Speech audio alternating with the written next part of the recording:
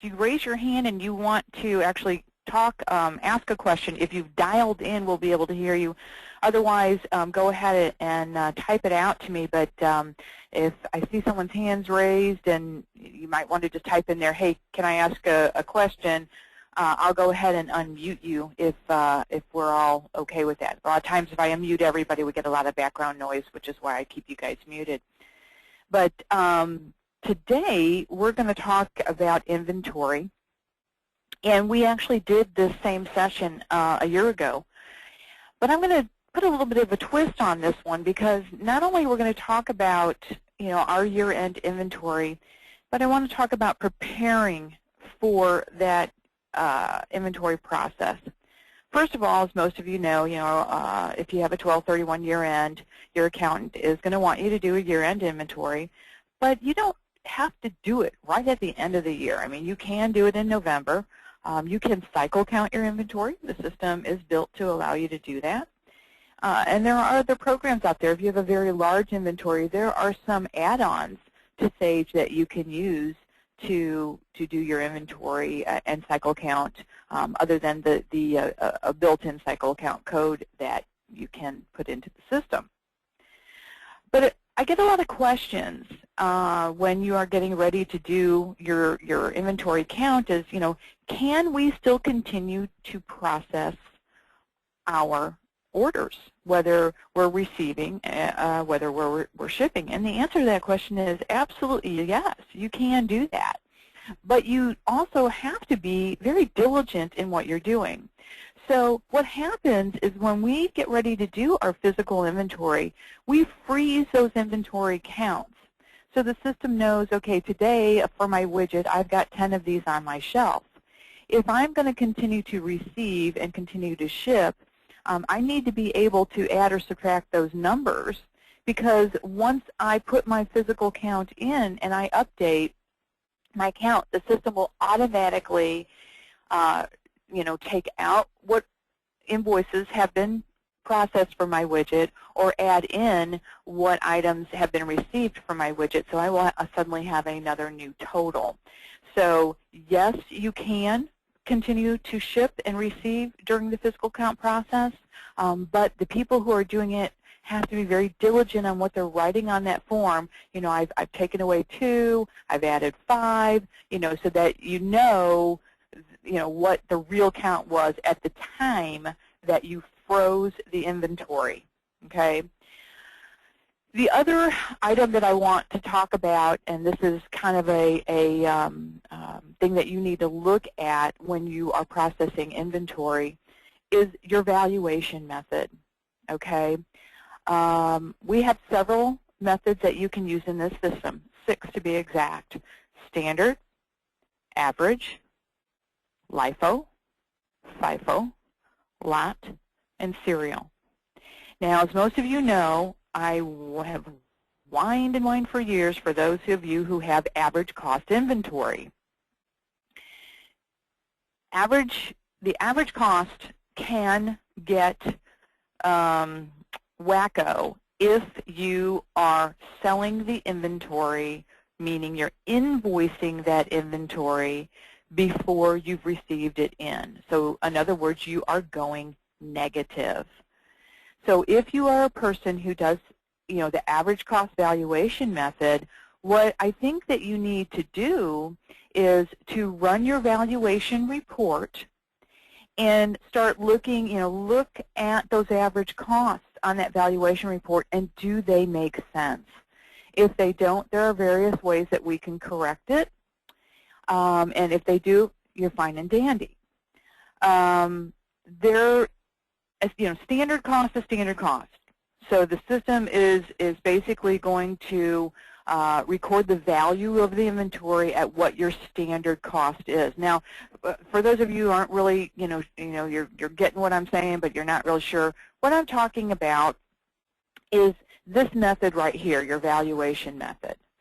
So if this was a standard cost valuation rather than a FIFO, the system is going to value it at whatever this standard cost is on this screen. Your average, once again, like I said, it doesn't matter that it's FIFO, standard, whatever. The system will always try to calculate an average cost. But if it is, a FIFO, it's going to use the first in, first out FIFO tier that it'll create in order for the system to value the inventory. But that is the other thing that I need you to look at. There's very few of us that are LIFO, but there are a lot of us that are FIFO. That's our first in, first out. If I go to my cost detail here, it will show you the tiers that the system automatically creates when I receive inventory in. So every time I purchase inventory, it will create, based on that unit cost that I receive it in at and the quantity, a FIFO tier. And I can have one of these tiers for each one. If I have multiple warehouses, I can have it for multiple warehouses. Now, a few minutes ago, I talked about somebody overselling or going negative when we had an average cost item. Well, what I want you to look at right here is this tier called over distribute. What is that? It's the exact same thing. Somebody processed the invoice before we received the goods into the system so that we had a positive tier for the system to work off of. So what does it do to us? It creates this negative tier. We don't want negative tiers out there if at all possible, and we don't want skewed average cost if at all possible. So what do? Regardless of whether it's year-end or not, I really want you to look at those average costs, and I want you to look at your FIFO tiers to make sure that they are correct. But for those of you who use FIFO or LIFO, there is a method to correct those negative tiers. Now, as much as you hear me whine and cry and say, please don't do that, it happens, and I understand that it happens. We have to get it out the door. We have to get it, to that customer as quickly as possible. But, if at all possible, let's try not to go negative. But if that is a necessity of your business, there are things that we can do for the FIFO-LIFO situation. And one of which is under this period end menu.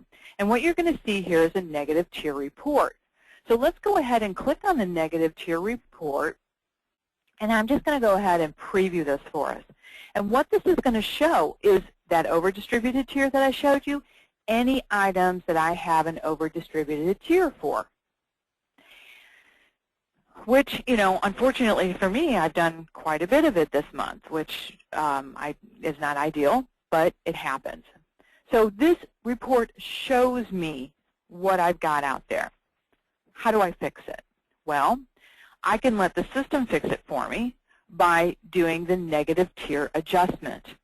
Now, what the negative tier adjustment does for us is it will actually take that negative tier and try to post it against the positive tier, if there is a positive tier out there.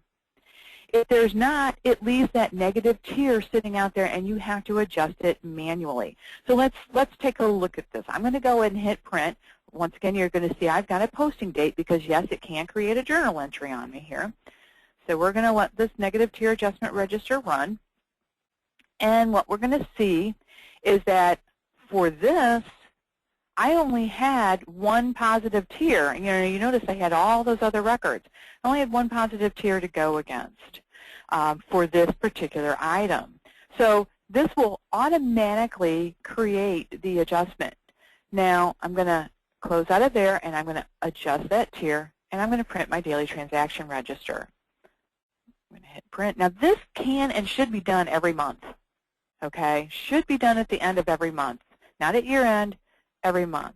Now, you notice that I had no dollar amount adjustment there, and the reason being was because my item had the same cost that the tier got posted against. So let's go back to that. Hopefully I pulled the right one. And, oops, sorry, I'm on the wrong detail. And you'll notice that my over-distributed is gone now. Okay, let's go back to my transactions tab. This is old data, so I'm going to show you the new data, and we're going to go down to my November, and here's my negative tier adjustment. Notice it shows negative tier.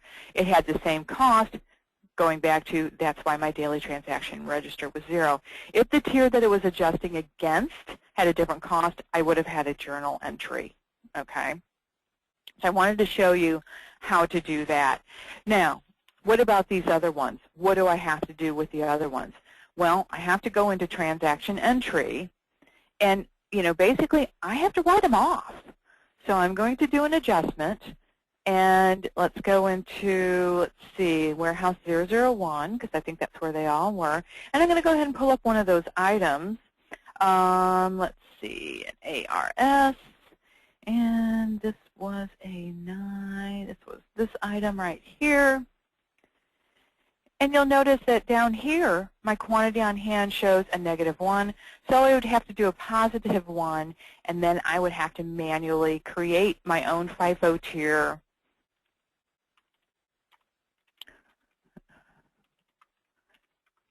And adjust it. So in other words, I am writing this off. So I'm going to essentially, as we say, take the hit for this item. We really want to investigate why we are going negative with these items. What happened? Did we have a bad count? Why is this happening? So once again, with inventory, this is something that you want to look at each month with your FIFO-LIFO tiers. Okay, and there's my journal entry. This really shouldn't be miscellaneous. It's normally a cost of sale or inventory variance account or something like that. So just so you know. All righty. But keep in mind, if you don't fix them, it skews your valuation. Those negative amounts will appear, and it will skew your valuation. So keep that in mind. Same thing with that average cost. You can actually end up with a negative average cost. So be very careful, okay? All right, so that's our prep work on our inventory, and that work needs to be done every month. But before you get ready to do your physical, or shall we say, when you're getting ready to freeze your inventory, you want to make sure that you have all of your registers updated. Your sales order invoice sales journal, your purchase order receipt of goods, your receipt of invoice, and any inventory transaction journals. All of those need to be updated, okay? This is going to be new for a couple of us because this is actually a fairly new thing in the system. When you get ready to do this, there are 2 methods for your physical count. There's physical count worksheets and count cards. Now, count cards is new to the system. They actually put it in about 2 years ago, and it's kind of cool, kind of neat. And we're going to go in depth on this. But the first one we're going to talk about is our old standby, which is the physical count worksheet method. So what happens when you get ready to start? We've updated all our registers. We're going to go into physical count worksheet. And this is where we have, a couple decisions to make here. What do we want to do? If I click my drop-down on my report options, I can go ahead and just print worksheets. It does nothing to inventory. I can print worksheets to my little heart's desire. Not a problem. Doesn't freeze it, doesn't put any quantities anywhere. It just prints worksheets. Or I can print worksheets and freeze my items at the same time. So there again, that's why I want all my registers posted, so I've got all my quantities in there, and it's going to freeze those 10 widgets that I have on the shelf, and it's going to know I've got the 10 widgets. Maybe I printed worksheets a couple days ago. I don't need to print them again, so I only need to freeze my items. So I can just click on Freeze Items Only, and it will freeze the current counts in the system. Or maybe I need to clear frozen items. Be careful of this one. If you have spent, 17 hours keying in all your inventory quantities, and somebody comes in here before you post and clicks on clear frozen items, you've just lost all your count. Now, what I have happen quite often is we will get phone calls that say, hey, I can't do this because it says physical count is in process. And what has happened is somebody's come in here and played and just, oh, how does this work? And they've accidentally frozen the inventory. So clear frozen items is fine. But if you're right in the middle of the process, keep this in mind. If you click clear frozen items, you've just lost your count. And we actually have people that call and say, gee, I really want to clear my frozen items. I don't want, I want to start all over again. We messed up. I want to start all over. Okay, we can do that. Now, there are two new fields on this screen that we are not used to seeing or not used to having that were added in, I think either the 4.5 or the 2013 version. And this is this print quantity on hand right here, print quantity on hand. Now, what does that do? Well, prints quantity on hand on the worksheet, which I'm going to show you. I don't like that, and I'm going to tell you why. I don't want people to cheat, because if they know how many is supposed to be there, are they really going to count it? It gets late, we get tired, we're in on the weekend, we want to go home. So I don't like to print the quantity on hand on there. The other thing is default quantity counted to quantity on hand. So what that does is in the system, it will automatically assign, instead of, when you go into physical count entry and you key in your quantity, it automatically assigns the quantity on hand. Now, if you are like stellar with your inventory and your quantities are spot on all the time, that's probably fine. And you only need to, change the things that need to be corrected. But for me, I just don't think I want to do that. I'm going to go ahead and preview this so you can see. Oh, look, and look, here's what it tells me. There is unposted data in my sales order invoice data entry. Freezing of the items on unposted data could lead to physical count variances. So gives you a warning if you haven't posted something. But since we're just playing around, we'll be good. Now, here's that quantity on hand column. I don't think I want my people counting to see that. I really don't. Maybe you guys do, but I really don't.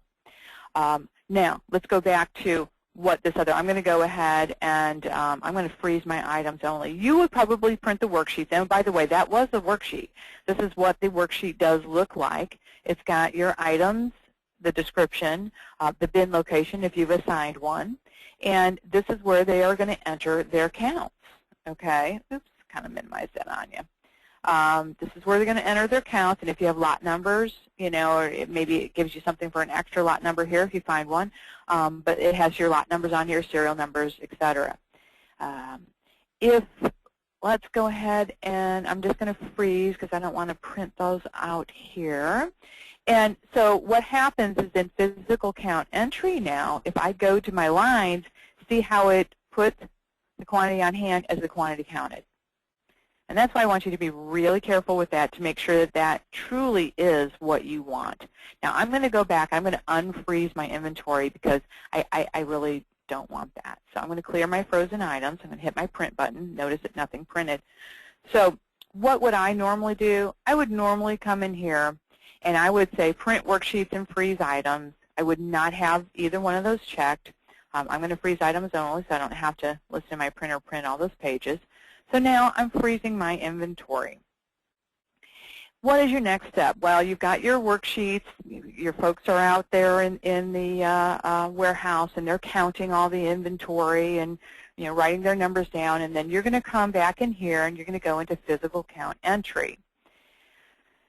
So I happen to have multiple warehouses. If you only had one warehouse, it usually defaults to 000, and you go to your lines tab, and then you do start entering what they actually counted.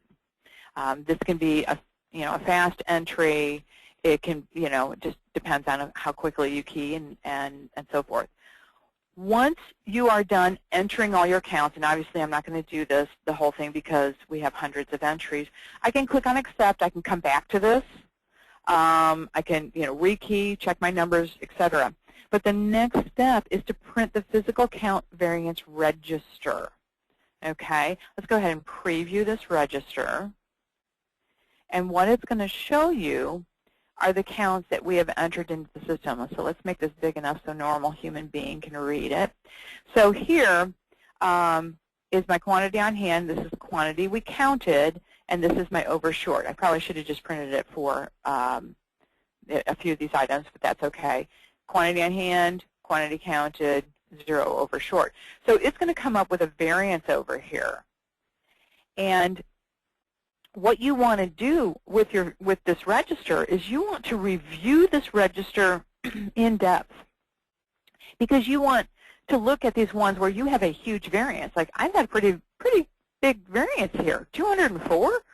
I'm going to send that guy back out, and I'm going to make him count again. You know, what happened? What happened to 204 of them? How did this happen? Okay, so before you ever post anything, you definitely want to review this. When you close out of the register, it's going to ask if you want to update. If you're not ready, definitely say no. Let them go back, let them recount, and see, you know, where did they make the mistake, or, you know, was that product actually on another shelf and we didn't know it, and we found some. You know, it's amazing when you print a register and you find these variances and you go back to the people that you count and you say, my goodness, look at this. I have this variance. And it is just amazing how something suddenly is found. So, you know, you want to kind of share with them and say, hey, you guys need to go back and take a look and so forth. And if we're lucky, boy, we get some really good counters out there. Okay, so that, you know, once you get your good count, you want to go ahead and print your physical count register and update it. The next step after you update your register, the very next step, do not pass go, do not go home for the day. The very next step thing that I want you to do is print your inventory valuation report. And you're going to go ahead and you're going to print it, and you are going to take this balance at the end of the valuation report here, and you are going to compare this balance to what is on the general ledger. Okay? It should match or be really close. You know, we do expect some variances, but it should either spot on match or be really close. You shouldn't have to be making $60,000 entries or $30,000 entries to make your inventory match. If you are, something's going wrong. Something's going wrong and we need to talk. Okay? But keep in mind, this report is not date sensitive, meaning a month from now, I cannot run this inventory valuation report for the end of December. So if I'm in January, I can't run it for the end of December. So that's why I'm telling you, when you do your physical count, run this report immediately after you post that variance register. And hold that aside. Print your general ledger detail report for inventory at that very second. So what I would want you to do next is come here to general ledger, go to reports, go to your general ledger detail report, and then we would come in and we would choose our inventory accounts. I happen to have several. I'm just going to choose the one. I'm going to print this report. I'm going to compare it to my balance. It's not going to balance because I only printed one. But I'm going to, and look, whoo, I got a real problem, don't I? I would print this report, and I'm going to staple those two together, because when my accountant comes in a month later and says, hey, I want you to prove out that balance, I'm going to be able to prove it because I have those two reports. Okay, I've got my variance register, which shows the adjustment. I have my valuation report, which should tie to my general ledger, and I will have that all in a folder and ready for the accountant when they come in and make them happy as can be. Okay, that was method one. I made it sound and look really easy, which, like I said, if we got it with our inventory, it should be pretty easy. But let's talk about the card count method. So I'm going to come back in here, and I'm going to clear my frozen items for right now, and we're going to go through you know, what the card count method actually is. Card counts, they are little cards that you can purchase. You don't have to purchase them. I'm going to show you what a card tag may look like. I'm going to grab this right here. I actually pulled this tag off of Amazon. And I actually have another client that tells me that they print their own. So, and this one happens to be a multi-part. You can see it has a multi-part there. You lay these cards, you know, in the bins with your items, and then in this case, the top, you know, the quantity counted is, labeled. You put the item number on here, the quantity you counted, and then the top gets ripped off. But notice that this has a tag number, okay? So the one thing that is kind of a negative to this system is we don't allow multi-bins, or we're not set up for multi-bins for our inventory items. Card count kind of helps with that. So let's say, for instance, what do you're in your mind, you're saying, well, what are you talking about, Sue? Okay, well, what I'm talking about is if I go into my quantity on hand here, notice for each warehouse I am allowed a specific bin, one bin. Now, the reality of it is, guys, a lot of you have inventory in different bins in your system because you have to move it around. But unfortunately, within the system, we only have one place to be able to note that bin. So sometimes what happens is if you're doing regular physical count entry and you've got that in multiple bins and you're using the worksheets, you actually have to add those two numbers together ahead of time before you can enter it into physical count entry. And I'm sure some of you right now, your heads are bobbing. You know exactly what I'm talking about. You're like, oh my gosh, yes, that drives us crazy. So card count kind of helps that. So let's start with card count. Let's see what do we do differently. Well, first of all, what we don't do differently is we still freeze our items. You must freeze your items with either method. Freeze your items first. So I'm going to go ahead and freeze my items. I've got my little warning still. And now I'm going to throw my tags out all over my items out in my warehouse, and they're going to start bringing them back to me. So what do I do here? Well, I come in here, and I start entering my card numbers. So I'm going to enter my first card number. I can put the warehouse in if I have multiple warehouses. And I can start putting the item codes in. Now, it does not, fill in your item codes for you. So yes, you do have to key those. That's kind of a drag, but you do have to key those. And for this card, that's the only item, so I accept this. And on my next card, I'm going to cheat, and I'm going to go to my next item, and I'm going to say I counted 12 of those, and I'm going to accept that. And here's my next card. Okay, and I counted 30 of those, et cetera, et cetera. So you keep entering them, right? The beauty of this one versus physical count entry, and I'm sure some of you have run into this limitation too, I can actually open more than one card count entry at a time. So that means I can have more than one person key at a time. And you remember, this was an item number that I entered on a different card. So what will happen, because I've entered this on one card and then I had a quantity on another card, because what happened? They were in two different bins. Okay? So I'm going to accept that. So now we've proven out that we can do more than one card count entry, have it open at a time. You can print a card count report. So I'm just going to preview this so you can take a look at it. And I had a couple test card counts in here. But here's my card count numbers and what I was entering. You notice that, here's the one and there's the other one.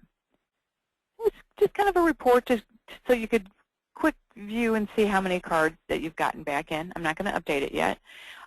Because what I want to show you, too, is this missing card count listing. So you say, well, what's this for? Well, let's start it with a different number here. Otherwise, we're going to get a big, huge list. Let's preview this. And it shows me that I'm missing this card. That's why those things have the numbers on them, is so that you can see that you're missing a card, and someone's got to go and find them. I have a question here from Melissa. She says, can we freeze small sections of our inventory and still have multiple keyers? If you're doing physical count entry, not really. Because, you can only go into physical count entry, you know, only one person at a time can enter. It doesn't allow you to batch enter it like the card count does. So if you're using card count, then the answer is yes. You could freeze small pieces, and that might be ideal for doing the card count. Now, keep this in mind. We're talking about card count being a one-on-one, but it did still allow me to have, you know, multiple lines on here. So if I only want to use card, you know, this particular card number, or use card count so that I can enter, have multiple people entering at the same time, I can kind of cheat and do that. So you keep that in mind. You know, we can kind of use it for that reason, so that we can have multiple keyers, but not really even use the cards. We could do card 1, 2, 3, 4 for, you know, the people who are keying. So yeah, you could do it that way. Now, so we've got our card count listing, missing card count listing, so we know which card that is gone. And we're going to preview this, and it'll show you, and I'm obviously way low on this one, but it added my multiples together. Cool, right? Added my multiples together. And so once I look at this, once again, just like that inventory, you know, variance report, it will allow you to check your numbers. Like with this one, I would most certainly send somebody back and say, oh, why are we short this many? Maybe I keyed it wrong. So before I post this, I'm going to go back into my card count entry, and I'm going to find that particular card that I entered it on, and it wasn't, you know, 30. It was, you know, 2030, because I miskeyed. I was tired or something. So now if I print my register, I think different warehouse. Let's expand that back up so you can see it. Actually, no, we're only short 440 now, so good. Still, I might go, 440, what happened? So what happens to this data? Once I update it, I say, yes, look what it says here. Do you want to update the card count entries to physical count entry? And the answer is yes. So where does it go? Did it just get posted to inventory? No, it went right here, physical count entry. So once again, I have a second chance to come in and fix these numbers before I post.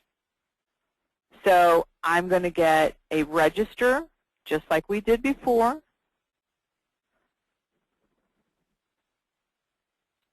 And I'm going to check my totals, just like we did before. I can do it, you know, with my card count report, or I can do it in here. And at this point, I would normally say yes to update my physical count variance register once I have everything in the system. Then I'm going to go back and I'm going to print the inventory valuation report, and I'm going to compare it to my general ledger to make sure that it's, you know, close or spot on. Now, there is another report out here that, in theory, should allow you to look by period, which is this inventory valuation report by period. Now, in the old system, which I'm going to tell you prior to 4.4, I wouldn't have trusted this report. And the reason why I wouldn't have trusted this report is because it works off of inventory transaction history. And it creates totals based on that transaction history. Since 4.4 came out, you kind of really don't have the ability to delete an inventory item anymore. You may have noticed if you've tried. And you know, you can merge it. What we usually do is we tell people we create a dump item, so to speak, and any old items we merge it in there because of the fact that, you know, this report works off of transaction history. So in theory, if you forgot to run the regular valuation report after you updated your inventory physical count, you should be able to run the valuation report by period if you're 4.4 or higher, which I hopefully all of you guys are, because as of September, Sage did drop the support for 4.4. Not saying that we have, but just so that you know. But anyway, that really is what physical, is. I made it seem really easy, and I know for a lot of you it's really, really hard, especially for those of you that have pieces of your inventory all over your warehouse because they're cut up, they're put in different bins or whatever. You may want to consider, as Melissa asked a little bit ago, using the card count just to be able to make that easy for you. Whether or not you use the cards or not, it doesn't matter. If you can, you can freeze those pieces of that inventory and use the card counts if you've got them in different bin locations. That should help you, and the system will add them together for you instead of you having to put it into an Excel spreadsheet, add them up there, and then key them in. Now, the last thing that I wanted to talk about as far as inventory physical goes is there is one last method, and that is using scanning guns. Now, most of us do not have scanners. A lot of us have thought about it. Pricing on scanning guns have gone a bit down, but it's still not cheap, okay? It's still not necessarily inexpensive. But there are two companies out there that integrate with your Sage. One is called ScanCo, and the other one is called ScanForce. If you'd like to, head out to their website, take a look at their products. Lately, you guys may or may not have been getting emails, but there's a lot of emails going on, a lot of webinars going on between the scanning people and the shipping people, and if you do EDI, the EDI people. But we can get you set up for a webinar if you would like to see how to use scanning guns to do your inventory. The scanners can be used not only for your physical, they can be used to receive your inventory from your purchase orders, or help you when you're shipping for your sales order invoices. The nice thing about the scanners is that if you have barcoded all of your products, when you go to scan that product, if you are scanning the wrong one when you're doing your physical, the scanner will beep at you. So if you have products that a lot of them look the same, if someone scans it and it's the wrong one, and basically what will happen is you take the worksheet here. Let's go ahead and preview this so you can see what a worksheet will, what I'm talking about. You would take this item number here, and right underneath it you would put a barcode. So the person who's taking the physical would scan that barcode, and then they scan the barcode that's on the shelf, whether it's on the bin or on the item itself. If it's the wrong item, it beeps, and it lets them know that, ooh, I've scanned the wrong item. And then they put in their count, and then they upload the count to, where it uploads to your physical count entry. You do your registers, et cetera, just like you've done with anything else. So those are your three methods for doing inventory. I know it's becoming time, and do us all a favor, including yourself. Don't do it on December 28th. We're all back from holiday at that point, and nobody wants to do physical. If you can get it done before your holiday break in December, try to do that if at all possible. And some of us can do it while we're still working, and others it's just better if we just close the warehouse down, close shipping down, and get her done. Or, if that's impossible because your warehouse is so large, cycle count it. So let's keep that as an option. If you want to cycle count your inventory, keep in mind all you have to do is put in a cycle code for your item. The cycle codes are user-defined, meaning that you decide what the code is. Maybe B is for rack B in my warehouse, or A is for rack A, etc. And then when you go to do your physical, what you do here is you put in what cycle code that you are freezing for. So here's my cycle right here. So I would put in a B, and it would freeze the inventory just for that particular cycle. So anyway, a couple options there, a couple things, you know, that you can do. Hopefully this year will be a good year for your physical counts, and you won't be pulling your hair out. But if you have any questions, feel free to give us a call. The only other thing that I wanted to mention too before we go is on your information center, please don't forget this ideas site. This takes you out to the website that Sage monitors, and you can vote for different ideas that you would want into, you know, added to the system. These ideas actually do eventually get put into the system. There's some hot topics out here, but I wanted to keep that, you know, keep that at the forefront of your mind, that this is somewhere that you can go out and see what other people would like to see in the system, and what possibly will get in the system. That's all I have for you guys today. If you have any questions, feel free to go ahead and type them in here real quick, or if you want to raise your hand, and I'll take you off of mute. Oh, Arden, I'm sorry, you do have your hand raised. Let me unmute you here. Arden, can you hear me? Well, let me unmute this one too. Do I have Arden still here? Arden, can you hear me? Okay. Oh, no question. All right, we're fine then. If you have any questions that you want to talk to me offline about, go ahead and talk to me offline. And otherwise, that's it for today, and I hope you all enjoyed. If you have any, like I said, additional questions, I will have your paperwork out probably later this afternoon. Keep in mind, check out the website. If you've missed any of them, we have them out on the website. And if you would just like the documentation's out on the website too. You guys have a great day and happy counting. Talk to you soon. Bye-bye.